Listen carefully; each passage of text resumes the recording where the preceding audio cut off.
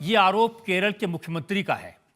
वो कहते हैं कि गवर्नर साहब आरएसएस के हथियार की तरह काम कर रहे हैं, टूल की तरह काम कर रहे हैं और हर दिन मुसलमानों को गुमराह करते हैं।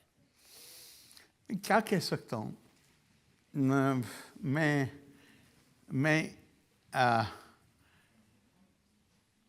धर्म शास्त्रों का विद्यार्थी हूँ, विद्वान नहीं हूँ, विद्यार्थी हूँ। मुझे जानने की ख्वाहिश है।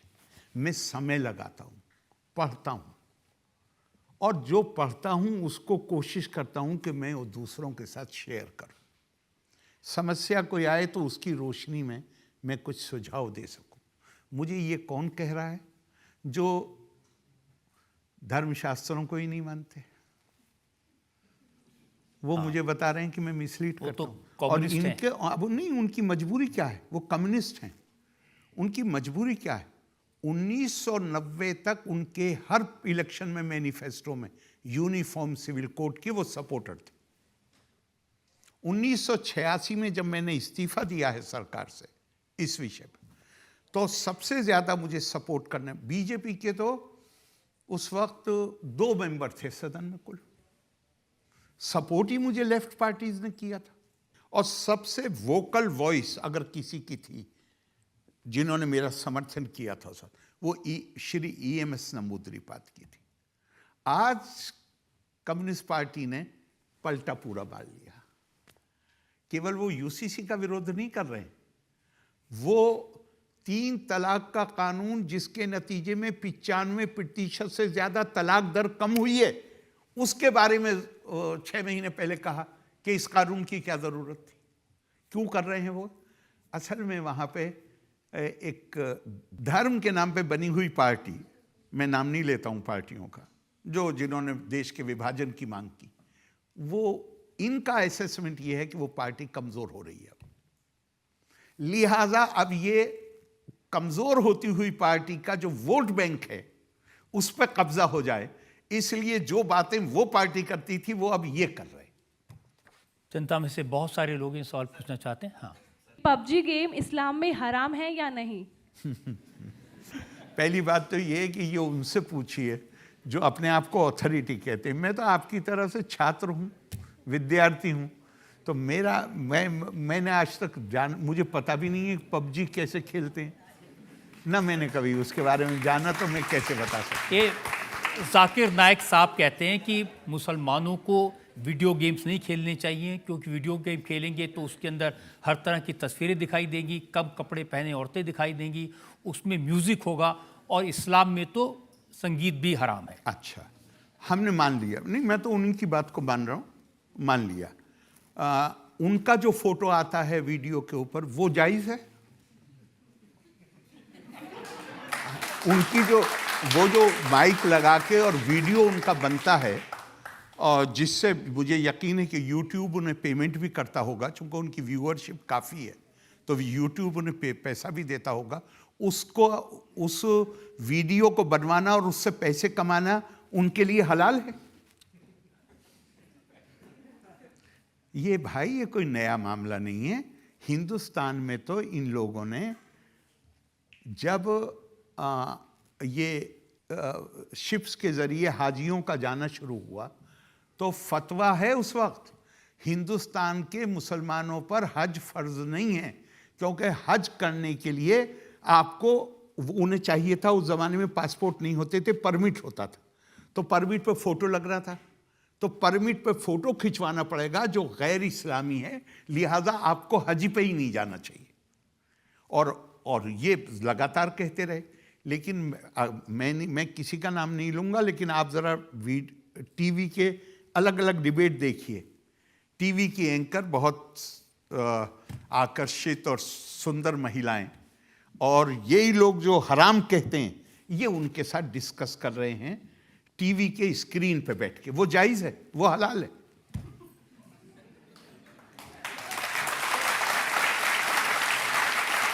आप टीवी एंकर्स के बात है, पाकिस्तान की एंकर हैं, उन्होंने एक मौलाना से पूछा कि आप कहते हैं कि जब जन्नत में जाएंगे तो हमें हूरें मिलेंगी। बात असल में ये है,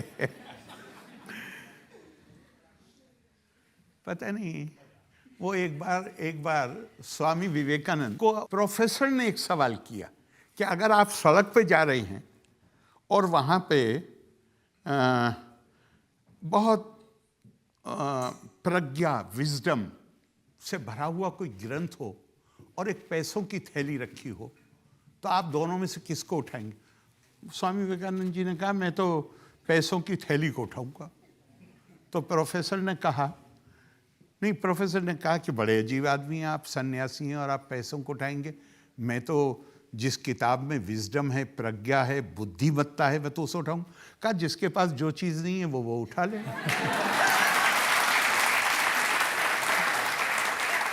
जिसके पास जो चीज नहीं है उसके दिल में उसके लिए आकर्षण होता है। मैं इतना ही कमेंट कर सकता हूँ, इससे ज्यादा नहीं कहूँ। लेकिन ये कहीं लिखा है कि जन्नत में हूरें होंगी, एक एक आदमी में 10-10 आदमी की ताकत आ जाएगी, आपको बहुत 72 हूरें मिलेंगी? मैंने ऐसे, ये तो मैं कह सकता हूँ कि मेरे अध्ययन के मुताबिक हूर का जिक्र तो है, उसका मतलब क्या है वो मुझे नहीं, वो उसमें वो लंबी बहस हो जाएगी। लेकिन सब है, नहरें बहती होंगी, फल होंगे, ये होगा, ये। अकेले हूर पे क्यों इतना ज़्यादा जोर है? तो बहुत सारी चीज़ें।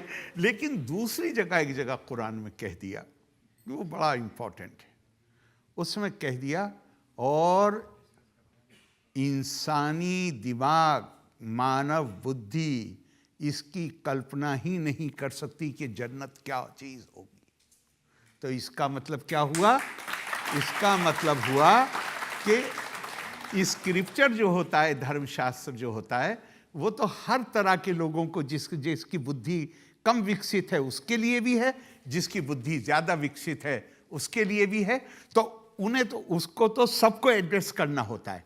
लिहाजा ये आकर्षण तो आज जन्नत के बारे में ऐसे बताते जैसे वहाँ रोज ट्रेन लेके होकर आते हो। जी हाँ, जी हाँ, वही मैं भी निवेदन कर रहा हूँ। वो असल में वो राज वही है जो स्वामी विवेकानंद ने कहा कि आकर्षण उस चीज में होता है जिसके पास जो चीज नहीं होती, तो वो उसमें आकर्षण और अब होता बात चली रही है। अब आपको बताऊं कि जो वो पाकिस्तान की महिला एंकर थी, उन्होंने उनसे, मौलाना से कहा कि चलिए आपको तो हूरें मिलेंगी, औरतों को क्या मिलेगा, मुझे क्या मिलेगा?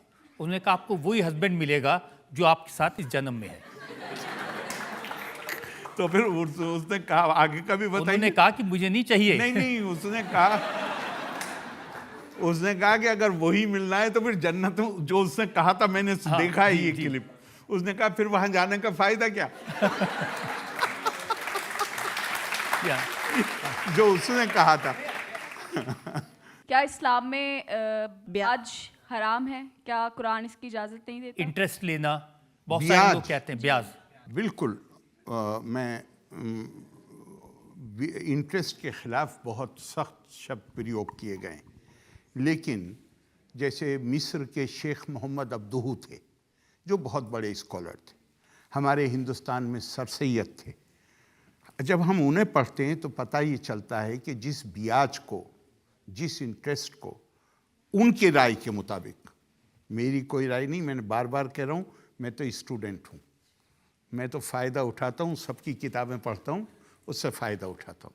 तो शेख मोहम्मद अब्दुहू की भी यही राय है और सर सैयद अहमद खान की भी यही राय कि वो ब्याज जो हिंदुस्तान में भी चलता था और जिसको गवर्नमेंट ने बैन किया, जिसको कहते थे कुछ चक्रवर्ती या कुछ चक्रवर्ती ब्याज होता था, ये उस ब्याज की बात हो रही है। उस ज़माने में बैंक नहीं होते थे, उस ज़माने में कोई दूसरे इंस्टीट्यूशन नहीं होते थे, उस ज़माने में तो चक्रवर्ती ब्याज होता था, खुद हमारे देश में था, जिसे सरकार ने बैन किया।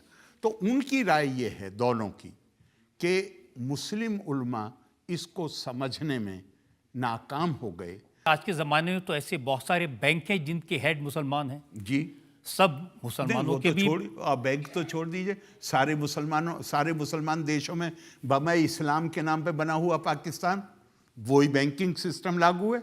IMF से लोन है और वर्ल्ड बैंक से लोन है, ब्याज देते हैं। जब इतनी सारी बातें आप बता ही रहे हैं तो ये भी बता दीजिए, ये फतवा क्या होता है? उसका लिटरल मीनिंग तो है कि अगर आपकी कोई मानिए कोई किसी मामले पे आपको कानून, हर आदमी, आपके इतने कानून है, हर आदमी उसका जानकार नहीं हो सकता। तो आप अपने किसी विषय में, आपके दिमाग में भ्रम है, तो आप किसी बड़े वकील से ओपिनियन लेते हैं, लीगल ओपिनियन। उसका लिटरल मीनिंग तो है लीगल ओपिनियन। लेकिन चूंकि बड़ी तादाद तो उन लोगों की है जो बेचारे बहुत ज़्यादा शिक्षित किसी को भी निकाल देते हैं, फतवा इशू नहीं, कर देते हैं। वही मैं आ रहा हूँ कि लिटरल मीनिंग तो है ओपिनियन, लेकिन इसको इस्तेमाल कैसे किया जा रहा है? जैसे कि कोई अदालत का ऑर्डर, फतवा दे दिया कि इनको बाहर कर दिया, फतवा दे दिया कि ये निकाह गलत हो गया, फतवा दे दिया कि ये अब साथ नहीं रह सकते। अरे भाई, ये कोई अदालत है कि इनको ऑर्डर देने का हक है? ये ओपिनियन दे सकते हैं। और जब फंस जाते हैं तो यही कहते हैं कि हम कोई हुक्म थोड़ी देते हैं, हम तो ओपिनियन देते हैं। मैंने कहा आप इससे इनकार कर सकते हैं कि इसको आम आदमी, आपने ऐसा इंप्रेशन बना दिया है कि ये मजहबी तौर नुक्ता निगाह से इसका लागू किया जाना ज़रूरी है, वो आदमी ये समझता है, तो इनकार नहीं करते। ये इन्होंने जानबूझ के माहौल बनाया। तो आम आदमी क्या करे ऐसी सब बातों से बचने के लिए? शिक्षा, आपका आपको कोई सुरक्षित नहीं कर सकता जब तक आपके पास शिक्षा नहीं होगी। कोई नहीं सुरक्षित कर सकता। इंसान अगर शोषण से बचना है, आगे ही बढ़ना तो के लिए तो जरूरी है ही शिक्षा, लेकिन अगर शोषण से बचना है तो सबसे बड़ा हथियार इल्म है, शिक्षा है। अपने आप को शिक्षित बनाइए। और मैं आपको, अल्लाह में कुरान में एक आयत है, वयदा, मतलब बताया गया है कि प्रोफेटिक मिशन क्या होता है, प्रॉफिट का क्या काम। 3 आयतों में बताया गया है कि प्रॉफिट का काम तालीम देना है, शिक्षित बनाना है लोगों को। लेकिन एक आयत है चौथी, और उसमें क्या कहे? उसमें है वयदा अनहुम इसरहुम वल अगलाल लती कानत अलैहिम। और प्रॉफिट का काम, ये एक प्रॉफिट नहीं है, कुरान के मुताबिक हर देश में और हर लोगों में प्रॉफिट आए। शायद हमारे यहाँ उनको अवतार कहा गया। तो कहा गया इनका मिशन क्या है? इनका मिशन ये है कि इंसानों के गले में और पैरों में पड़ी हुई जंजीरों से उनको मुक्ति दिलाना। और इस आयत को ही मुझे, मतलब लिखा भी है लोगों ने, वो मुझे बहुत जोर से लगता है, अल्लामा इकबाल ने कहा, इसी आयत का एक तरह से उसमें प्रतिबिंब नजर आता है। उसमें उन्होंने कहा, क्यों खालिक व मखलूक में हायल रहें पर्दे, पीरान कलीसा को कलीसा से हटा दो। मतलब डायरेक्ट कांटेक्ट होना चाहिए परमात्मा का और आत्मा का। बीच के जो लोग हैं इनको हटा देना चाहिए। मैं नहीं कह रहा हूं, अल्लामा इकबाल कह रहे हैं, मेरे ऊपर तो फिर इल्जाम लगा देंगे। अल्लामा इकबाल कह रहे हैं कि इनको बीच वालों को सबको हटाओ, लात मारो इनको।